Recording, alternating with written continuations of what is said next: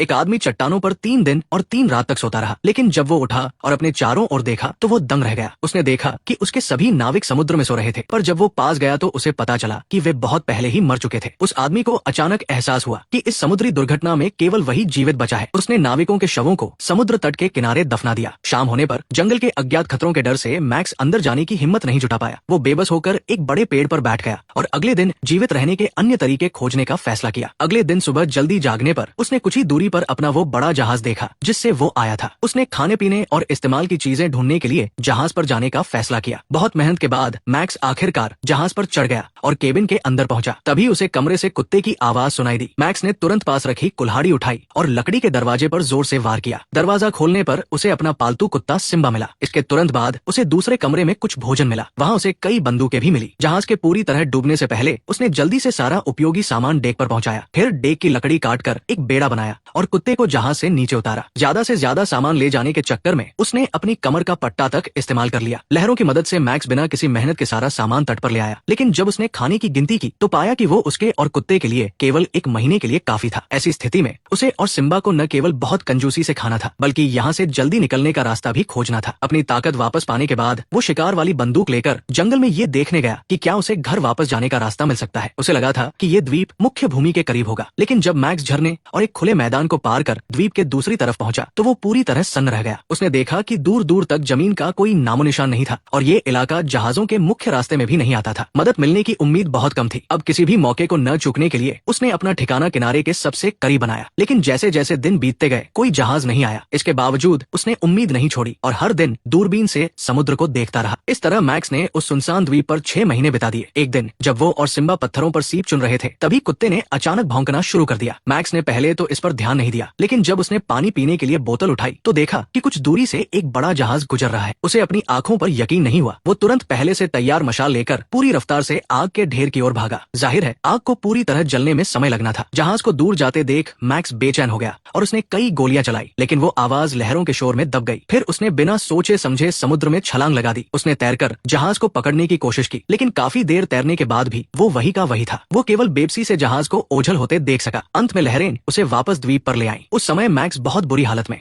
और पूरी तरह निराश था और कुत्ता भी पास खड़ा लगातार रो रहा था। इस घटना के बाद मैक्स ने हकीकत स्वीकार कर ली, जब तक जीवन है तब तक उम्मीद है। उसने द्वीप पर बसने का मन बना लिया, क्योंकि मदद मिलना कोई 2-4 दिन की बात नहीं थी। इस तरह उसने 1 साल का समय बिताया। अपने हुनर का इस्तेमाल कर उसने एक सुंदर ग्रामीण शैली का घर बनाया। उसकी व्यस्त जिंदगी अब काफी सुकून भरी थी। द्वीप पर संसाधनों की कमी नहीं थी। वहाँ अनानास, आम, कई जंगली जानवर और यहाँ तक कि प्राकृतिक गर्म पानी के झरने भी थे। देखते ही देखते मैक्स को द्वीप पर 2 साल बीत गए। सिम्बा के साथ होने से वो अकेला महसूस नहीं करता था। वो अपनी हर दिन की घटनाओं को लकड़ी पर लिखता था ताकि अपनी द्वीप की जिंदगी का रिकॉर्ड रख सके। अगले दिन उस आदमी ने अचानक कुछ देखा। वो तेजी से वहाँ भागा और देखा कि रेत पर नाव के आकार के पैरों के निशान थे। उसे घबराहट हुई और पास ही एक लकड़ी का बेड़ा भी दिखा। वो तुरंत अपने घर भागा, बंदूक और बारूद तैयार किया, कुत्ते को घर के अंदर रहने को कहा और जांच करने निकल पड़ा। जल्द ही उसे आदिवासियों का एक समूह मिला जो कुछ कर रहे थे। जब उसने पास से देखा तो वो डर गया। एक आदिवासी ने खंजर उठाकर वार किया और वो खूनी मंजर देखकर आदमी वहीं जम गया। जब आदिवासियों ने दूसरे व्यक्ति को मारना चाहा तो उसने बिना हिचकिचाए एक गोली चलाई और फिर दूसरी। एक आदिवासी बंधन से मुक्त होकर बाहर की ओर भागा। वो अचानक उस आदमी से टकरा गया। आदमी डरा हुआ लग रहा था, पर उसने हिम्मत बनाए रखी। वो आदिवासी उसे हैरानी से देख रहा था और अचानक उसके सामने घुटनों पर बैठ गया। आदमी को लगा कि वो उसके सामने झुक रहा है, लेकिन जैसे ही उसने चैन की सांस ली तभी उस आदिवासी ने अचानक पासा पलट दिया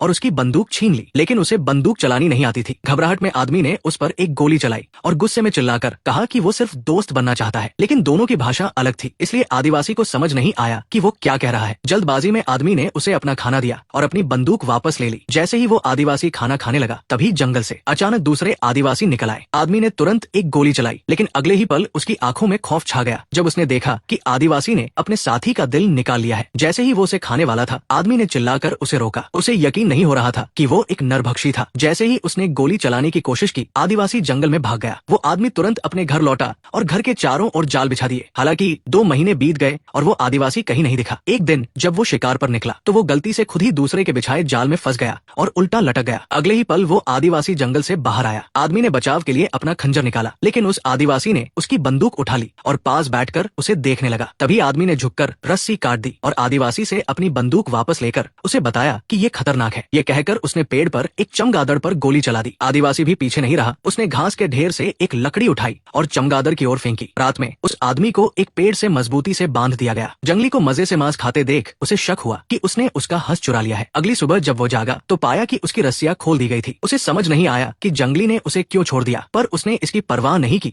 और अपने हंस देखने घर भागा। बार बार गिनने पर पता चला कि सच में 2 हंस कम थे। आदमी को बहुत गुस्सा आया और वो बिना कुछ सोचे जंगली से हिसाब चुकता करने निकल पड़ा। बड़ी मुश्किल से उसे वह दिखा, लेकिन घबराहट में उसकी गोली पेड़ पर लग गई। जंगली डरकर भाग गया और आदमी उसके पीछे पड़ा रहा। जब वो गायब हो गया तो आदमी वहीं रुककर बंदूक में गोली भरने लगा। तभी अचानक दोनों के बीच हाथापाई शुरू हो गई। कई दौर की लड़ाई के बाद भी कोई नहीं जीता। उन्हें पता ही नहीं चला कि वे दलदल में गिर गए हैं। जब तक उन्हें समझ आता उनका आधा शरीर अंदर धंस चुका था। ऐसे ही रहा तो दोनों मर जाते, लेकिन जंगली बिल्कुल नहीं घबराया। उसने अपना शरीर धीरे से पीछे की ओर झुकाया और हाथों के सहारे जमीन को पकड़ा। देखते ही देखते वो वापस जमीन पर आ गया, लेकिन आदमी इतना भाग्यशाली नहीं था। वो जितना छटपटाता उतना ही नीचे धंसता जाता। आदिवासी पहले तो किनारे खड़ा देखता रहा। जब आदमी पूरी तरह डूबने वाला था तो उसने उसे विनती भरी नजरों से देखा। अच्छी बात यह रही कि आदिवासी ने बुराई का बदला नहीं लिया। वो पास के एक छोटे पेड़ पर चढ़ा और अपने वजन से उसकी टहनी को झुका दिया। इस तरह आदमी की जान बच गई। बचने के बाद आदमी बच्चे की तरह खुश हुआ और समुद्र किनारे जाकर अपनी कीचड़ साफ की। तभी उसने देखा कि जंगली फिर से उसका हंस पकड़ने आया है, लेकिन इस बार उसने उसे बुराबला नहीं कहा। भले ही उनकी भाषा अलग थी, लेकिन वे सबसे अच्छे दोस्त बन गए। उसकी जान बचाने के बदले आदमी ने एक जंगली सुअर का शिकार किया और खामोशी से अपना आभार व्यक्त किया। लेकिन खुशी के दिन छोटे थे। अचानक उसे एक जला हुआ लकड़ी का बेड़ा मिला। उसे समझ आ गया कि उसका जंगली दोस्त द्वीप छोड़ना चाहता है, इसलिए उसने चुपके से उसके लिए एक छोटी नाव बनाई ताकि वो सुरक्षित अपने कबीले तक पहुंच सके। उसे जाता देख आदमी की आंखों में बहुत दुख था। कई सालों बाद वो आदमी द्वीप पर अपनी शांत जिंदगी जीता रहा। उसका जंगली दोस्त भी कभी कभी उससे मिलने आता था, लेकिन वे एक दूसरे को ज्यादा परेशान नहीं करते थे। घर लौटकर आदमी ने सोचा कि उसे भी एक नाव बनानी चाहिए और वापस समाज में लौटना चाहिए। तभी उसे अचानक एक गोली चलने की आवाज सुनाई दी। वो बिना सोचे किनारे की ओर भागा। उसे दूर एक पालतू जहाज दिखा। उसे यकीन नहीं हुआ कि उसकी किस्मत इतनी जल्दी चमक गई है। लेकिन जब वो ऊंचाई पर पहुंचा तो उसने देखा कि कुछ गोरे लोग उसके शिकारी दोस्त का पीछा कर रहे थे। उसे तुरंत समझ आ गया कि वे उन्हें गुलाम बनाने के लिए पकड़ रहे हैं। वो चुपके से जहाज के डेक पर चढ़ गया। तभी कप्तान और उसके साथियों की नजर उस पर पड़ी। उस आदमी को धारा प्रवाह चीनी भाषा बोलते देख कप्तान ने उसे परेशान नहीं किया। द्वीप पर फंसने की अपनी कहानी सुनाने के बाद सभी हैरान रह गए। रात को जब चालक दल सो रहा था तो आदमी ने चुपके से अपने शिकारी दोस्त को आजाद कर दिया। उस पल दोनों की दोस्ती बिना कुछ कहे सब बयां कर रही थी। फिल्म के अंत में वो आदमी सफलतापूर्वक बचा लिया गया।